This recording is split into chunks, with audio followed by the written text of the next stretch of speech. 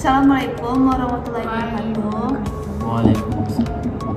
Perkenalkan, kami dari kelompok 7 akan melakukan PBL pada mata kuliah perilaku organisasi dengan dosen pengampunya Ibu Mardatillah Fitri Sapali SEMM. Sebelumnya, perkenalkan nama saya Nurul AM ber-BP 21101195310032.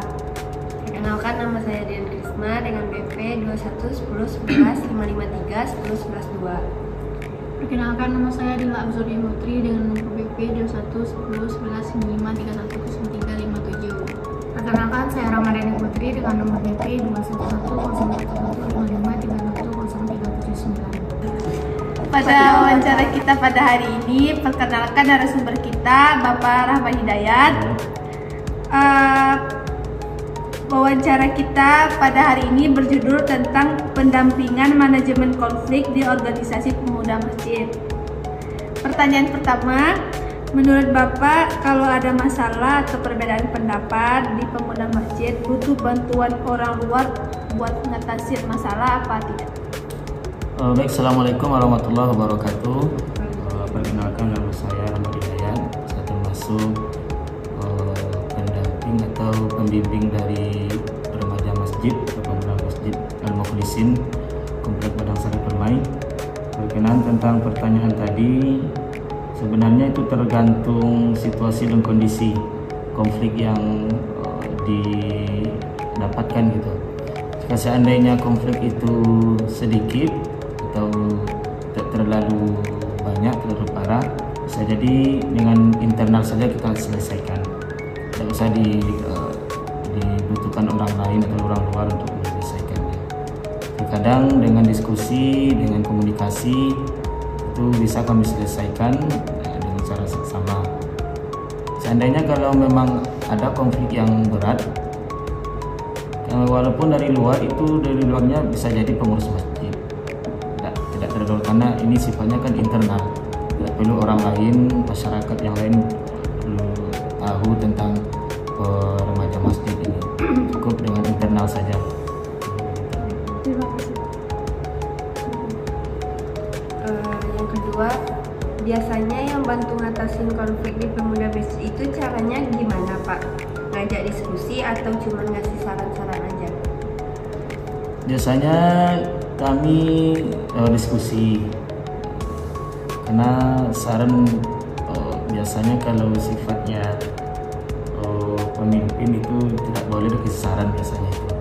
Jadi cukup dengan diskusi, pertemuan, dikumpulkan pemuda remaja masjidnya, diskusikan apa masalahnya di sini, masalahnya di sini diselesaikan. Contohnya, dimana apanya, titik buntunya gitu, bisa diselesaikan dengan diskusi saja, tidak.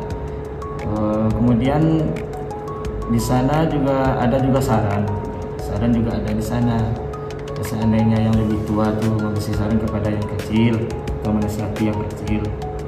Biasanya seperti itu kami di masjid. Jadi dengan begitu komunikasi tetap lancar, tetap berada dalam naungan kepengurusan masjid. Selanjutnya, Pak, selama ini bantuan yang dikasih buat menyelesaikan konflik di pemuda masjid itu udah kelihatan hasilnya apa belum? Masalahnya cepat beres atau malah tambah panjang? Biasanya kalau telah diselesaikan bisa cepat selesai, tidak berlarut-larut. Karena kalau berlarut kan makin runyam, makin parah. Lebih baik karena kita ketemunya sering, anggotanya itu aja. Mungkin itu aneh rasanya kalau seandainya kita ketemu terus, ya kan, kita udah satu organisasi, masa ketika ada konflik berlarut itu tidak bagus, tidak enak dilihat gitu.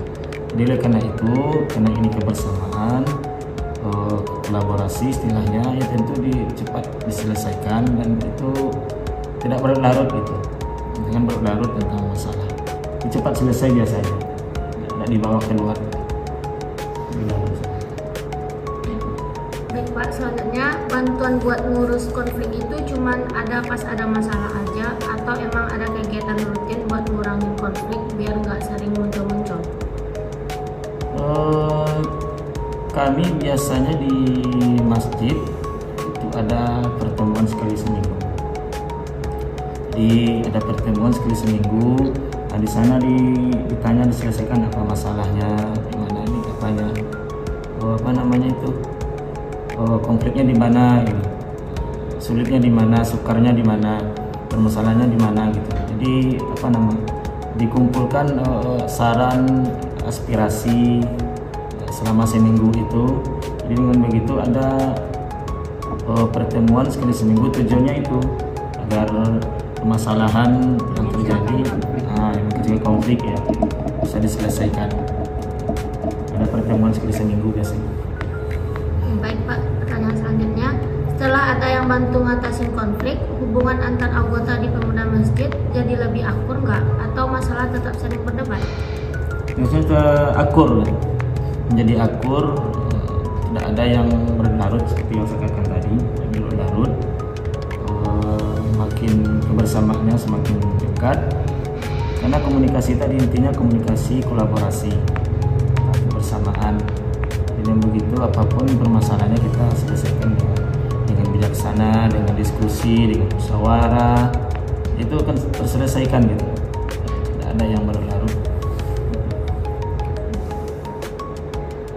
Terima kasih Pak sudah menjadi narasumber kami pada hari ini. Semoga Bapak dalam lindungan Allah SWT dan diberi sehat. Sekian dari PBL kami. Kalau ada salah dan janggal mohon maafkan. Kami akhiri dengan assalamualaikum warahmatullahi wabarakatuh. Waalaikumsalam warahmatullahi wabarakatuh.